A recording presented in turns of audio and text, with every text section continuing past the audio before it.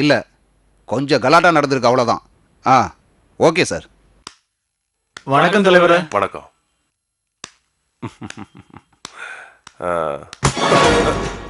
என்ன சார் மூன்று முக ரஜினி நினைப்பா? என்னது? உங்களை மாதிரி பெரிய போலீஸ் ஆபீசருங்களை பார்க்க வர ஏழைங்களுக்காக தானே சார் இந்த சேரு.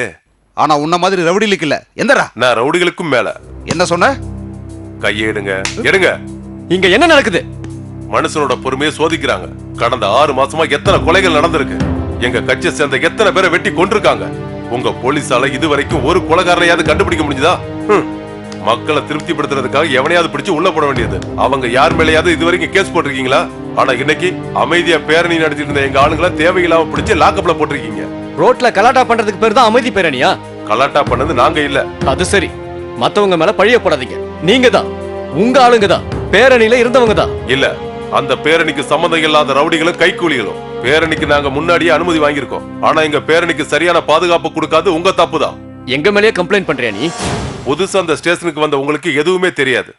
ஒரு அப்பாவிய லாக்கப்புல வச்சு அடிச்சு அவனோட அன்றாயிரம் கயிறிலேயே தூக்கு போட வச்சு ஆளுங்கட்சி அரசியல்வாதிகளை சந்தோஷப்படுத்துறதுக்காக ஒரு அப்பாவி கைகால உடைச்சது. 15 வயசு கூட ஆகாத ஒரு பொண்ணை பல பேர் சேர்ந்து பலாத்காரம் பண்ணது. இது எல்லாத்துக்கும் உடந்தையா இருந்தது இந்த நிக்கிறான இவன் தான். தங்கப்பன், ஸ்டேஷனுக்கு வந்து இப்படி தேவையில்லாம பேசாதீங்க. இப்போ உங்களுக்கு என்ன வேணும்? கண்மூடித்தனமா அடிச்சு பல பேர் ஹாஸ்பிட்டல்ல சேர்த்திருக்கீங்க. அரெஸ்ட் பண்ண எல்லாருமே லாக்கப்ல இருக்காங்க. அவங்களுக்கு அந்த நிலைமை வந்துடக்கூடாது. அவங்க உடம்புல ஒரு கீறல் விழுந்தா கூட நீங்க தான் பதில் சொல்லணும். ஞாபகம் வச்சுக்கோங்க, இது உனக்கு சேர்த்துதான்.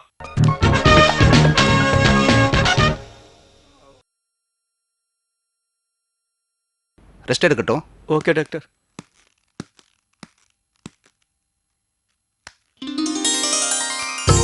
காட்டுங்க. ஃபார்மாலிட்டிஸ் முடிஞ்சது. கூட்டிட்டு போங்க. டாக்டர், கொஞ்சம் சீக்கிரம் வாங்க டாக்டர். முன்னாலேயே இங்க ஏறி படுத்திருக்கான். உங்களுக்கு தான் ஒரு பிரச்சனையும் இல்லைன்னு சொல்லிட்டேன்ல. டாக்டர், போலீஸ்காரங்க அடிச்சு என் உடம்பு மொத்தமும் டேமேஜ் ஆயிடுச்சு டாக்டர். இந்த ஒயரை வச்சு என்ன கொஞ்சம் சோதனை பண்ணுங்க. அதெல்லாம் ஒன்றும் தேவையில்லை. தேவை இருக்கு டாக்டர், உங்களுக்கு இல்ல, ஆனா எனக்கு. அப்புறமா உங்களை கொஞ்சம் நல்லாவே கவனிச்சுக்கிறேன். இப்ப என்ன கொஞ்சம் சோதனை பண்ணுங்க டாக்டர். சொல்றத மரியாதையா கேக்குறியா இல்ல அட்டெண்டரை கூப்பிட்டவா? ஐயோ, அட்டெண்டர் கூப்பிட வேண்டாம். என்ன அட்மிட் பண்ணி பேஷண்ட் ஆக்குங்க. ஐயோ, எனக்கு எப்படியாவது ட்ரீட்மெண்ட் கொடுங்க. என்னங்க பிரச்சனை? இந்த ஆளுக்கு ஒரு பிரச்சனையும் இல்ல, ஆனா அட்மிட் பண்ண சொல்லி அட்டம் பிடிக்கிறாரு. என்னடா? இல்ல, இங்க படுத்திருக்கிற நம்ம கட்சிக்காரங்களுக்கு எல்லாம் சேவை, ஒரு தைரியம், துணைக்கு இருக்கலாம். அதுக்கு நிறைய பேர் இருக்காங்க. யாருக்கு என்ன பிரச்சனைங்கிறத டாக்டர் பாத்துப்பாங்க. அதுக்கு நீ தேவையில்லை. நீ கிளம்பு. விஸ்வா, நீ இங்கே இரு.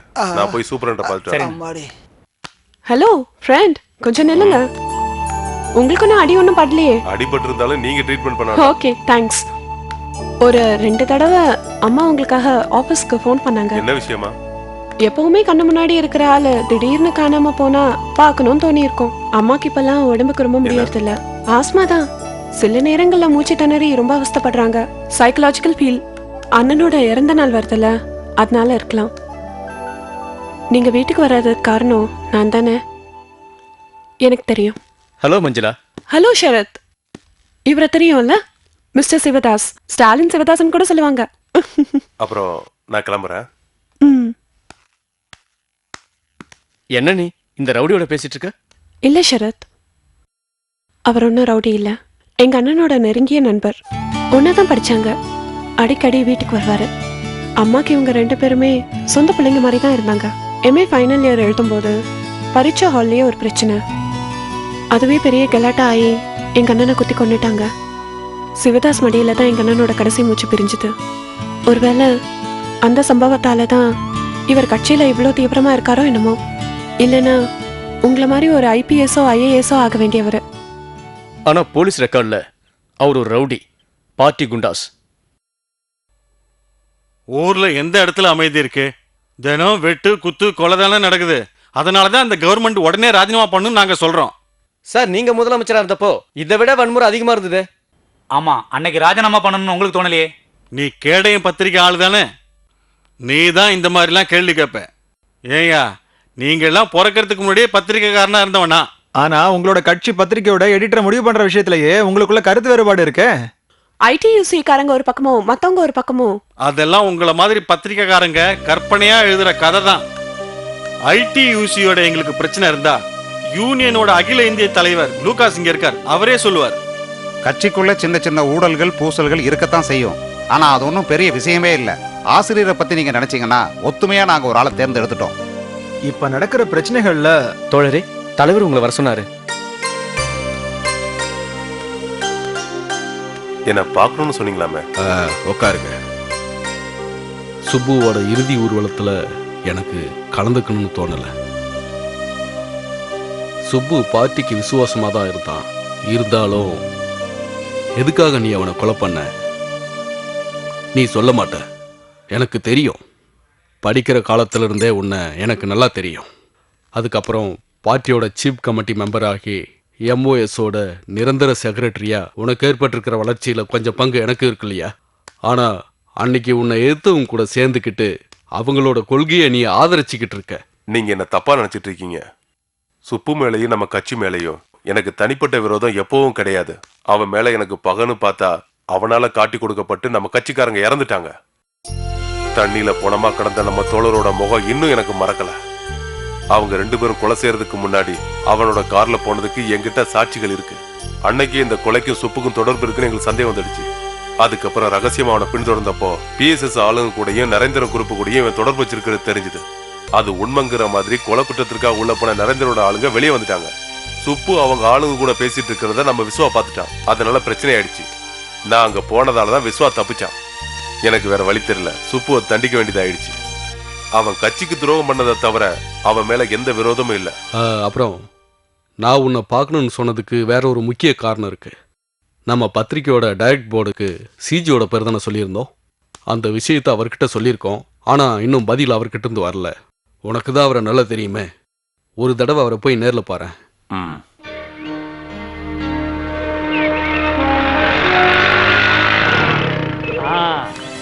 அடடே, எப்படிப்பா இருக்க? ரொம்ப நாளாச்சு உன்னை பார்த்து. வா வா, உட்காருப்பா. நீ இங்க இருந்து 2 புத்தகத்தை எடுத்துட்டு போயிருக்க. எனக்கு நல்ல ஞாபகம் இருக்கு. இன்னும் படிச்சு முடிக்கல. படிச்சதும் கொண்டு வரேன். நான் இங்க இருந்து உன்னை தவிர வேற யாருக்குமே புத்தகம் கொடுத்ததில்ல. நல்ல விஷயம்தான். ஆனா நான் உங்களை பார்க்க வந்தது டைரக்ட் போர்டுல மெம்பர் ஆகிறதுக்கு கூப்பிட வந்தேன்.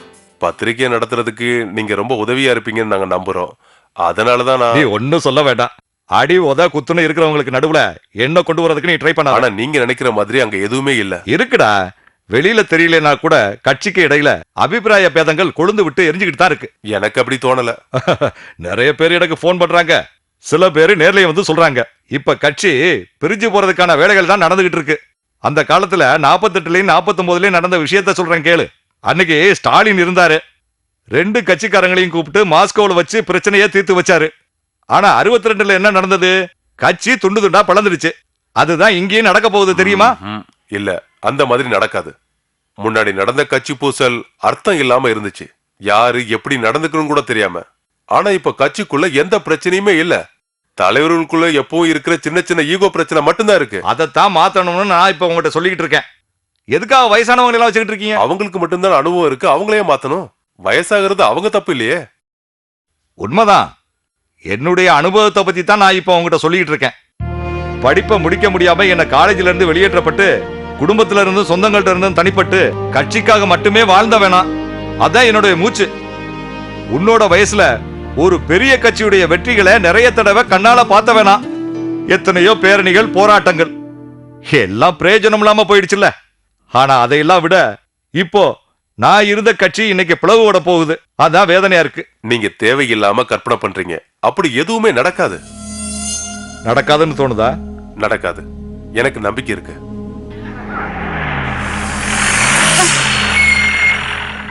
ஏய், ஒரு நிமிஷம் இங்க வா. வாங்குறல்ல, நிறைய தடவை சொல்லி விட்டும் பொண்ணை நீ அனுப்பவே இல்லை. உன் கள்ளச்சாராய பிசினஸ்க்காக பொண்ணையும் அம்மாவை உள்ள தூக்கி போட்டுருவேன். என்னை பத்தி தெரியல உனக்கு. மரியாதையா பொண்ணை அனுப்பி வை. போயா.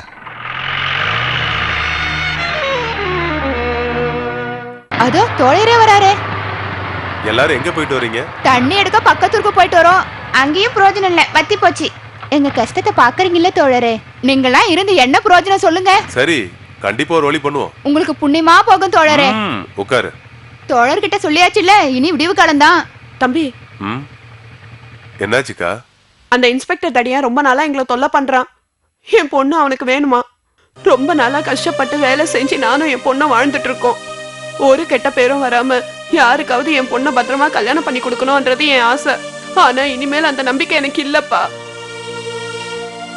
இப்ப கூட வந்து அவன் எங்களை மிரட்டிட்டு தான் போறான். பொண்ணு அனுப்பி வைக்கலன்னா 2 பேரையும் பிடிச்சு உள்ள வச்சிடுவானா. வேற யாருக்கிட்டயும் நாங்க சொல்ல முடியாது. எங்களை நீ தான்ப்பா காப்பாத்தணும்.